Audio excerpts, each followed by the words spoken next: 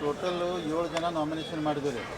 ಒಂದು ನಿಪ್ಪಾನಿಂದ ಅನ್ನಸಾಬ್ ಜೊಲ್ಲೆ ಅವ್ರಿ, ರಾಯಬಾಗದಿಂದ ಅಪ್ಪಸಾಬ್ ಕುಲ್ಗೋಡೆ ಅವ್ರಿ, ಯರಗಟ್ಟಿಂದ ವಿಶ್ವಾಸ್ ವೈದ್ಯ ಅವ್ರಿ, ಸೌದತ್ತಿಂದ ವಿರೂಪಾಕ್ಷಿ ಮಾಮಿ ಅವರು, ಕಿತ್ತೂರಿಂದ ಖಾನಾಪುರದಿಂದ ಅರವಿಂದ್ ಪಾಟೀಲ್. ಇವತ್ತು ಟೋಟಲ್ 7 ಮಂದಿ ನಾಮಿನೇಷನ್ ಮಾಡಿದ್ರಿ. ಇನ್ನು 6 ಜನನು 11ನೇ ತಾರೀಕು ಮಾಡ್ತಾರೆ. ಅಂದರೆ ಟೋಟಲ್ ನಾವು 13 ಸೀಟ್ಗೆ ಇಲೆಕ್ಷನ್ ಆಗ್ತಾಯಿದ್ರಿ. ಇವತ್ತು 7 ಅವತ್ತು 6 ಅಂದರೆ 13 ಸೀಟ್ಗೆ ನಾವು ಇಲೆಕ್ಷನ್ ಮಾಡ್ತೀವಿ. ಅದಕ್ಕೆ ಇವತ್ತು ಎಲ್ಲರೂ ನಾವು ಅಂದರೆ ಮೊದಲ ಮಾತಾಡ್ಕೊಂಡು ಇವತ್ತು 11 ಮಾಡೋದು ಡಿಸೈಡ್ ಮಾಡಿ 7 ಜನ ನಿಂತಾರೋ ಟೋಟಲ್ 13 ಜನ ನಮ್ಮ ಪ್ಯಾನಲ್ದಿಂದ ನಾವು ನಿಲ್ಲಿಸ್ತೇವೆ.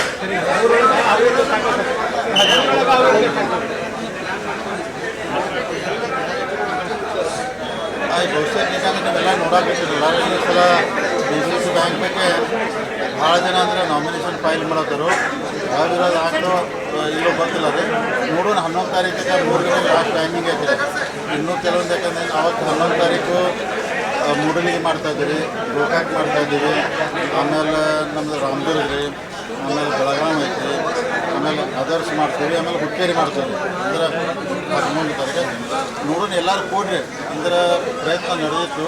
ಸರಿ ಚುನಾವಣೆ ನಾವು ಎಲ್ಲದಕ್ಕೂ ರೆಡಿ ಅದಾರೆ, ನಿಮಗೂ ರೆಡಿ ಅದ, ಚುನಾವಣೆ ಅದಕ್ಕೂ ರೆಡಿ ಅದೀವಿ. ಸೊ ಬಟ್ ಸದ್ಯ ಮೇಲೆ ನೋಡೋಕೆ ಚುನಾವಣೆ ಆಗೋ ಲಕ್ಷಣ ನಾವು ಚುನಾವಣೆ ಆಗ್ತವೆ. ಬೆಳಗಾವಿ, ಗೋಕಾಕ್, ಮೂಡಲಗಿ ಮತ್ತು ಹುಕ್ಕೇರಿಗೆ ಯಾರೆಲ್ಲ ಫೈನಲ್ ಆಗಿದೆ? ಇನ್ನೂ ಆಗಿಲ್ಲ. ಹುಕ್ಕೇರಿಗೆ ಆಲ್ರೆಡಿ ರಾಜೇಂದ್ರ ಪಾಟೀಲ್ ಹೇಳಿದ್ರಲ್ಲ ನಾವು ಅವ್ರನ್ನ ಕ್ಯಾಂಡಿಡೇಟ್. ಆದರೆ ಮೂಡಲಿಗೆ ಆಗಿಲ್ಲ, ಗೋಕಾಕ್ ಆಗಿಲ್ಲ, ಬೆಳಗಾಂ ಆಗಿಲ್ಲ, ಅದರ್ಸ್ ಆಗಿಲ್ಲ. ಸೊ ಅದನ್ನು ಆಮೇಲೆ ಫೈನಲ್. ಜಾರಕಿಹೊಳಿ ಮನೆತನದಿಂದ ಯಾರಾದರೂ ಸ್ಪರ್ಧೆ ಮಾಡ್ತಾರೆ? ಈಗ ಅದನ್ನು 11 ತಾರೀಕು ಗೊತ್ತಾಗ್ತಿಲ್ಲ, 11 ತಾರೀಕು ಹೇಳ್ತಿಲ್ಲ. ಯಾಕಂದರೆ ಇನ್ನೂ ಚರ್ಚೆ ನಡೆದಿದ್ರಿ. ಉಸ್ತುವಾರಿ ಮಂತ್ರಿ ಅವ್ರು ಬೆಂಗಳೂರು ಬಂದ ಕೂಡಲೇ ಅಂದ್ರೆ ಮೂಡಲಿಗಿರ್ಬೋದು, ಗೋಕಾಕ, ಬೆಳಗಾವಿ ಎಲ್ಲ ಚರ್ಚೆ ಮಾಡಿ ನಿಮಗೆ 11 ತಾರೀಕು ನಾವು ಒಂದು 11 ಗಂಟೆಗೆ ಫೈನಲ್ ಆಗಿ ಕ್ಯಾಂಡಿಡೇಟ್ ಹೆಸರು ಹೇಳ್ತಾರೆ. ಬೆಳಗಾವಿಯಲ್ಲಿ DCC bank MLA election, MP election ನಡೆಸುವುದು ನಡೀತಾ ಇದೆ ಅನ್ನೋ ಚರ್ಚೆ ರಾಜ್ಯ ಮಟ್ಟದಲ್ಲಿ ನಡೀತಾ ಇದೆ. ಇಲ್ಲ, ನಾನು ಮೊದಲು ಹೇಳಿಲ್ಲ ರೀ, ಚುನಾವಣೆ ಆಗಬೇಕು, ಎಲ್ಲರೂ ಮತದಾರರು ಹೋಗಿ ಭೇಟಿ ಆಗಬೇಕು, ರಿಕ್ವೆಸ್ಟ್ ಮಾಡೋಕೆ 20-20 ವರ್ಷ ಮೊದಲೇ ರೀ ಒಂದೊಂದು ತಾಲೂಕಿಗೆ ಅಂದ್ರೆ ಚುನಾವಣೆನೇ ಆಗಿಲ್ಲ ರೀ. ಅದಕ್ಕೆ ಎಲ್ಲರೂ ಅಂದರೆ ಮತದಾರರಿಗೆ ಹೋಗಿ ಭೇಟಿ ಆಗಬೇಕು, ಹೇಳಬೇಕು, ಕೇಳಬೇಕು. ಇದು ಒಳ್ಳೆಯ ಬೆಳವಣಿಗೆ, ಚೆನ್ನಾಗಿ ಸಮಾಧಾನ ಇಲೆಕ್ಷನ್ ಆಗಲಿ ಅಂತ ನಮ್ದೆಲ್ಲ ಆಸೆ ಇದೆ.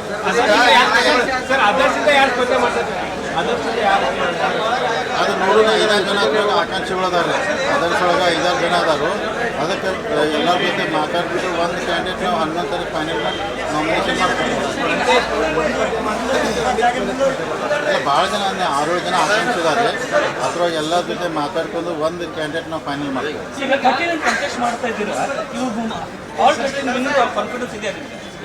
13 ಕ್ಯಾಂಡಿಡೇಟ್ ಹಾಕ್ತಾ ಇದ್ದೀರಾ, ಎಲ್ಲ 13 ಗೆಲ್ಲೋ ಕಾನ್ಫಿಡೆನ್ಸ್ ಇದೆ? ಡೆಫಿನೆಟ್. ಯಾಕಂದ್ರೆ ಚುನಾವಣೆ ನಿಂತಾಗ್ರಿ ಎಲ್ಲರೂ ಗೆಲ್ಲಬೇಕಂತ ನಿಂತಾರೆ, ಸೋಲ್ಬೇಕಂತ ಯಾರೂ ನಿಲ್ಲೋದಿಲ್ಲ. ನಾವು ಅಂದ್ರೆ 13 ಫೈಟ್ ಮಾಡ್ತೀವಿ. ಬಟ್ ಎಲ್ಲರೂ ನಾವು ವಿನ್ ಆಗೋ ಎಲ್ಲ ನಮಗೆ ಅಂದರೆ ವಿಶ್ವಾಸ ಐತಿ, ಗೆಲ್ತೀವಿ. ಈಗ ಕೆಲವೊಂದಿಷ್ಟು ಕ್ಷೇತ್ರಗಳಲ್ಲಿ ಅವ್ರ ಕಡೆ ಸಂಖ್ಯಾಬಲ ಇಲ್ಲ ಅಂತಂದ್ರೂ ಕೂಡ ನಾಮಿನೇಷನ್ ಮಾಡ್ತಾ ಇದ್ದಾರೆ ಉದ್ದೇಶಪೂರ್ವಕವಾಗಿ. ಸೊ ಎಲ್ಲೋ ಒಂದು ಕಡೆ ಬಾಲಚಂದ್ರ ಜಾರಕಿಹೊಳಿ ಅವ್ರನ್ನ ಡಿಸ್ಟರ್ಬ್ ಮಾಡುವಂಥ ಡಿಸ್ಟರ್ಬ್ ಅನ್ನೋದು ಚುನಾವಣೆಗೆ ನಮ್ಮ ಒಂದು ಕಡೆ ಹಿಡಿಯಲ್ಲರು. ಒಂದು ಕಡೆ ಜಿದ್ದಾಜಿ ಚುನಾವಣೆ ಆಗ್ಬೋದು, ಕೆಲವೊಂದು ಕಡೆ ನಾಮಕೆ ವಾಸ್ತೆ ಚುನಾವಣೆ ಆಗ್ಬೋದು. ಕೆಲವೊಂದು ಜನ ಅನ್ಬೋದು ಅನ್ನ ಪೋಟ್ ಮಾಡೋಕೆ ಬಿಡ್ದ ಇಲೆಕ್ಷನ್ ಮಾಡ್ಸೋಣ ಅಂತೇಳಿ ಇಲೆಕ್ಷನು ಮಾಡಿಸ್ಬೋದು. ಅವಾಗ ನಾಮಕೆ ವಾಸ್ತೆ ಇಲೆಕ್ಷನ್ ಒಂದು ಕಡೆ ಜಿದ್ದಾಜಿದ್ದೆ ಆಗ್ತೈತಿ. ಬಟ್ ಎಲ್ಲ ಕೂಡಿ ಒಳ್ಳೆಯ ಜನ DCC ಬ್ಯಾಂಕ್ ಆಯ್ಕೆ ಬಂದು ಸೊ ಮುಂದಿನ ದಿನಮಾನದಾಗ 5 ವರ್ಷ ಒಳ್ಳೆಯ ಆಡಳಿತ ನಡೆಸಿ ಈ ಭಾಗದಲ್ಲಿರುವಂಥ ರೈತರಿಗೆ, ಸಾಮಾನ್ಯ ಜನಕ್ಕೆ ಒಳ್ಳೇದು ಮಾಡೋಂಥ ಪ್ರಾಮಾಣಿಕ ಪ್ರಯತ್ನ ನಮ್ಮ ಗುಂಪು ಕಡೆಯಿಂದ ನಾವು ಮಾಡ್ತೇವೆ. ಮತ್ತು ಮಾಜಿ ಶಾಸಕರು ಯಾಕೆ ಪೈಪೋಟಿ ಬಿದ್ದಿದ್ದಾರೆ ಅಂತ ಈ DCC ಬ್ಯಾಂಕ್ ಅಧಿಕಾರ ಇದು ಭಾಳ ಚರ್ಚೆ ಆಗ್ತದೆ.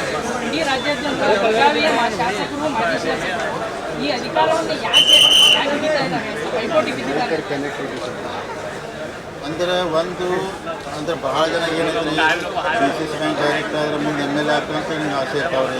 ಅಥವಾ ಮಾಜಿ ಶಾಸಕರು ಮತ್ತು ಅವ್ರು ಇನ್ನೂ 2022 ಇದ್ರ ಮುಖಾಂತರ ಆರ್ಗನೈಸ್ ಮಾಡ್ಬೇಕಂತ ಇರ್ತೈತಿ. ಇದೊಂದು ಉದ್ದೇಶ ರೀ. ಇದನ್ನು ಬಿಟ್ಟು ಇನ್ನೂ ಕೆಲವೊಂದು ಜನಕ್ಕೆ ಅಂದರೆ DCC ಬ್ಯಾಂಕ್ 4 ತಿಂಗಳ ಮೊದಲೇ ಪ್ರಚಾರ ಶುರು ಆಯ್ತಲ್ಲ ರೀ, ಏನೂ ಐತೆ ಅನ್ನತ್ತಾರೆ. ಅದಕ್ಕೆ ತಮ್ಮ ಮುಖಾಂತರ ಹೇಳ್ತಾನು ಇಲ್ಲಿ TADA ಬಿಟ್ಟು ಏನೂ ಇಲ್ಲ ರೀ, ಅದಕ್ಕಂತ ದೊಡ್ಡದು ಏನೂ ಇಲ್ಲ. ದಯಮಾಡಿ ಎಲ್ಲರೂ ಕಾಂಪಿಟೇಷನ್ ಭಾಳ ಮಾಡ್ಬೇಕು ನನ್ನ ವಿನಂತಿ ರೀ. ಈಗ ನಾವೆಲ್ಲ ಒಂದು ಪ್ರೆಸ್ಟೇಜು ಅಂತ ನಮ್ಮ ಗುಂಪು ಅಧಿಕಾರ ಹಿಡಿಬೇಕಂತ ಈ ಉದ್ದೇಶ ಮಾಡತ್ತಾರೆ. ಅದಕ್ಕೆ ಹೆಚ್ಚು ಕಮ್ಮಿ ಮಹಂತೇಶ್ವರದಾದ್ರೆ ಇವರದಾರು TAD ಬಿಟ್ಟು ಏನೂ ಇಲ್ಲರಿ. ಅದಕ್ಕೆ ನೋಡಿ ದಯಮಾಡಿ ಎಲ್ಲರಿಗೂ ನಾವು ಈಗ ಹೇಳ್ತೀನಿ ಮೆಸೇಜ್ ಈಗ ಮೊನ್ನೆ ರಮೇಶ್ ಕತ್ತಿ ಹೇಳಿದ್ದಾರೆ ಬ್ಯಾಂಕಿಂಗ್ ಎಕ್ಸ್ಪರ್ಟ್ ಆರ್ಟ್ಸ್ ಬರಬಾರ್ದು ಅಂತ ನಮ್ಮ ವಿರುದ್ಧ ಎಲೆಕ್ಷನ್ ಕಂಟೆಸ್ಟ್ ಮಾಡ್ತಾ ಇದ್ದಾರೆ ಅಂತ ಮೊನ್ನೆ ಬ್ಯಾಂಕಿಂಗ್ ಎಕ್ಸ್ಪರ್ಟ್ ಇಲೆಕ್ಟ್ ಆಗಬಾರ್ದು ಅಂತ ನೀವು ಎಕ್ಸ್ಪರ್ಟ್ ಅಂದರೆ ಯಾರು ಹೇಳಿ ನಂಗೆ ನೋಡಿ ತಮಗಂತ ಇದ್ದಾರೆ ಅವರ ಬ್ಯಾಂಕಿಂಗ್ ಎಕ್ಸ್ಪರ್ಟ್ ಅಲ್ಲ ಅವ್ರು ತಿಳ್ಕೊಂಡಾರ್ರಿ ಹಂಗೆ. ಅದಕ್ಕೆ ಅವ್ರಿಗೆ ಮಸ್ತ್ ಎಕ್ಸ್ಪರ್ಟ್ ಜನ ಇದಾರೆ ಈಗ ಎಲ್ಲರೂ. ಭಾಳ ಜನ ಎಕ್ಸ್ಪರ್ಟ್ ಬ್ಯಾಂಕ್ನೊಳಗೆ ಹೆಚ್ಚು ನಾಲೆಜ್ ಯಾರು ಇರ್ತೈತಿ ಅವ್ರು ಬರಬಾರ್ದು ಅನ್ನುವಂಥದ್ದು ಅವ್ರ ವಾದ. ಆ ಉದ್ದೇಶ ಏನೂ ಇಲ್ಲ. ಎಲ್ಲರಿಗೆ ಅವ್ರಿಗೆ ಹೆಚ್ಚು ಅಭ್ಯಾಸ ಐತಿ, ಹೆಚ್ಚು ನಾಲೆಜ್ ಐತಿ. ಅವ್ರಿಗಿಂತ ಒಳ್ಳೆಯ ದೃಷ್ಟಿಯಿಂದ ಇರ್ತಾರೆ. 9 ತಿಂಗಳಲ್ಲಿ ನಾವು ಅದನ್ನು ಆಡಳಿತವನ್ನು ಇಟ್ಟು ಚೆನ್ನಾಗಿ ಕೊಟ್ಟಿದ್ದೀವಿ ಅಂದರೆ ಸುಮಾರು 200 ಕೋಟಿ ಡಿಪಾಸಿಟ್ ಹೆಚ್ಚಾಗ್ಯದ, 5 ಕೋಟಿ ಇದು ಪ್ರಾಫಿಟ್ ಕೂಡ ಹೆಚ್ಚಾಗ್ಯದ, 10 ಹಲವಾರು ಕಡೆ ಉಳಿತಾಯ ಕೂಡ ಮಾಡಿದ್ದೀವಿ ನಾವು. ಅದಕ್ಕೆಲ್ಲ ಅಂಕಿ ಸಮೇತ ಸಲಹೆ ಕೊಟ್ಟಿದ್ದಾರೆ ಸರ್. ರಮೇಶ್ ಕತ್ತಿ ಅವರು ಜೊಲ್ಲೆ ಅವ್ರಿಗೆ ಸಲಹೆ ಕೊಟ್ಟಿದ್ದಾರೆ ಸರ್. ಒಳ್ಳೆಯವ್ರ ಸಂಘ ಮಾಡಿ ಜೊಲ್ಲೆ ಅವರು. ಅಲ್ಲಿ ಒಳ್ಳೆಯವ್ರ ಸಂಘ ಮಾಡೋಕೆ ನನಗೂ ಬುದ್ಧಿ ಐತಿ. ನಾನು ಒಳ್ಳೆಯವ್ರ ಸಂಘನ ಮಾಡಿದೆ. ಅವ್ರಿಗೆ ಮೊದಲು ಕಲ್ಕೊಳ್ಳೋದು ನಾನು ಹೇಳ್ತೀನಿ. ಅವ್ರ ಮೊದಲು ಕಲ್ಕೊಳ್ಳೋದು. DCC ಬ್ಯಾಂಕ್ ಯಾರಪ್ಪನ ಅಷ್ಟೇ ಅಲ್ಲ. ಅಲ್ಲ ಅಂತ ನಾವು ಅಂತೇಳಿಲ್ಲ. ಯಾರಪ್ಪನ ಆಸ್ತಿ ಅಲ್ಲ, ರೈತರ ಆಸ್ತಿ. ನಮ್ಮ ಬೆಳಗಾವಿ ಜಿಲ್ಲೆ ಎಲ್ಲ ರೈತರು ಜನತೆಯ ಆಸ್ತಿ ಅದು. ಅದನ್ನು ಒಳ್ಳೆಯ ಮಾಡ್ಕೋಸ್ಕರ ಬಂದೇ ಹೊರತು ಬೇರೆದೇನಲ್ಲ. ಈ ಕನೆಕ್ಟಿವಿಟಿ ಯಾಕೆ ಎಲ್ಲರೂ MLA MLC ಬರ್ತಾ ಇದ್ದಾರೆ ಅಂತೇಳಿ.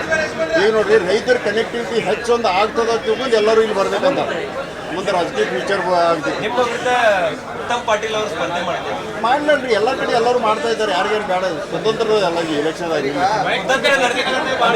ಕುತಂತ್ರ ನಡೆದಿದೆ. ಏನೂ ನಡೆದಿಲ್ಲ. ಸ್ವತಂತ್ರ ಏನೂ ಇಲ್ಲ, ಏನಿಲ್ಲ. ಎಲ್ಲ ನಮ್ಮದು ಪೆನಲ್ ಒಂದೇ ಅದೇ. ಎಲ್ಲರೂ ಕೂಡಿ ಒಟ್ಟಾಗಿ ಮಾಡ್ತಾ ಇದ್ದಾರೆ. ಅದೇನು ಪ್ರಶ್ನೆ ಬರೋದಿಲ್ಲ, ಸಂಸದೇನು ಪ್ರಶ್ನೆ ಬರೋದಿಲ್ಲ. ಈಗ ನಿನ್ನೆ ರಮೇಶ್ ಕತ್ತಿ ಅವರು ಡೆಲಿಗೇಟ್ಸ್ಗಳ ಪರೇಡ್ ಮಾಡಿಸಿದ್ದಾರೆ. ಏನಾದರೂ ಚುನಾವಣೆಯಲ್ಲಿ ಕ್ರಾಸ್ ವೋಟಿಂಗ್ ಭಯ ಇದೆಯಾ ಅಂತ? ಬಹುತೇಕ ಇರ್ಬೋದು ಅನ್ಸ, ಅದಕ್ಕಂತ ಮಾಡಿರ್ಬೋದು ಅನ್ಸ. ಅವರಿಗೆ ಭಯ ಇರ್ಬೋದು ಅನ್ಸುತ್ತೆ. ಏನಿಲ್ಲ, ಈ ಒಂದು ಚುನಾವಣೆ ಜಾರಕಿಹೊಳಿ ವರ್ಸಸ್ ಕತ್ತಿ ಕುಟುಂಬದ ನಡುವಿನ ಮತ್ತೊಂದು ಸುತ್ತಿನ ಫೈಟ್ ಅಂತೇಳಿ ವಿಮರ್ಶೆ ಮಾಡ್ಲಾಗ್ತದೆ. ಸಾಧ್ಯ ಇಲ್ಲ, ಅದು ಆಗಕ್ಕೆ ಸಾಧ್ಯ ಇಲ್ಲ.